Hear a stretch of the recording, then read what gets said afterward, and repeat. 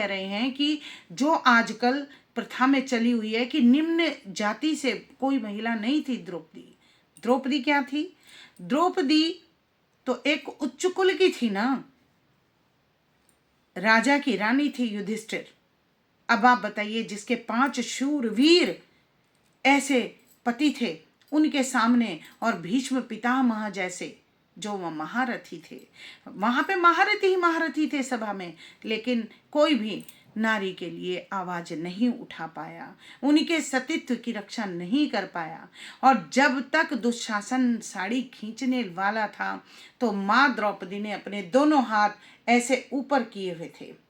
जैसे ही उन्होंने साड़ी खींची ना, तब तक तो, जब तक वो सभा में अपने महारथियों का बल देख रही थी, पुकार रही थी, तो साड़ी ऐसे पकड़ी हुई थी। लेकिन जैसे ही दुशासन साड़ी खींचने लगा ना, तो रोते हुए उसने सबका जब देख लिया, संसार में कोई नहीं है, मूल आधारी हमारा क्या है? परम तत्व, परम पिता परमात्मा। उन्होंने तुरंत हाथ जोड़ दिए और तुरंत भगवान श्री कृष्ण को पुकार के कहा कि हे मधुसूदन, हे मेरे गिरधर, हे मेरे कृष्ण, आप देखो भरी सभा में आज मेरी लाज जा रही है। रोते रोते उन्होंने 2 पंक्तियों में आपको भजन की लाइन भी सुनाती हूँ, कि 2 लाइन अगर मैं सुनाऊं, अगर अच्छी लगे तो मुझे कमेंट में जरूर बताइएगा। वह रोते रोते कहती है, मेरी आंसुअन, मेरी आंसुअन, मेरी आंसुअन भीगे साड़ी, आ जाओ कृष्ण मुरारी।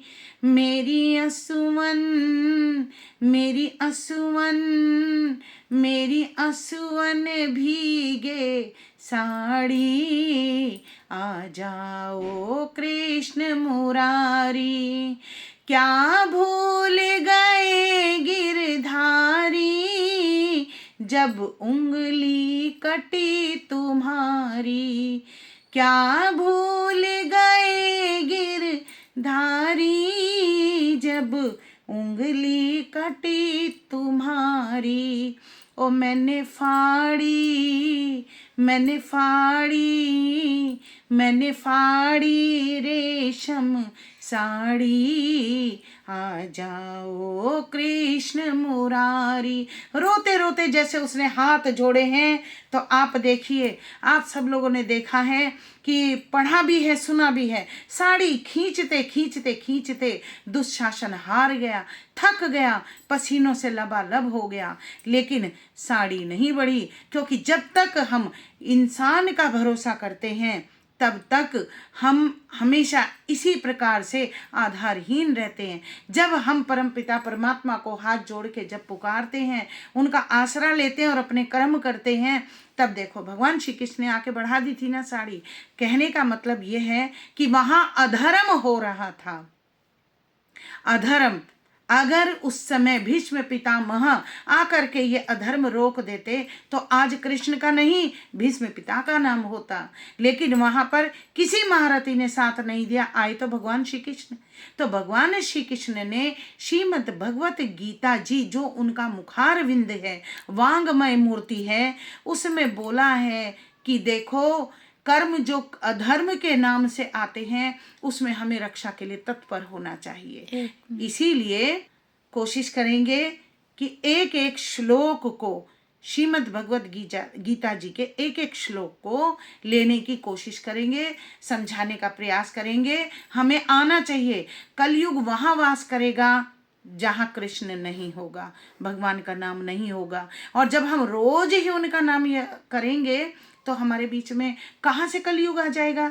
इसीलिए आप सभी से मेरा निवेदन है कि सभी माताएं, बहनें, भाई, बंधु, बच्चे जितने भी हैं, सब लोग बैठ करके भगवान श्री कृष्ण की वांगमय मूर्ति का रसपान करेंगे हम लोग।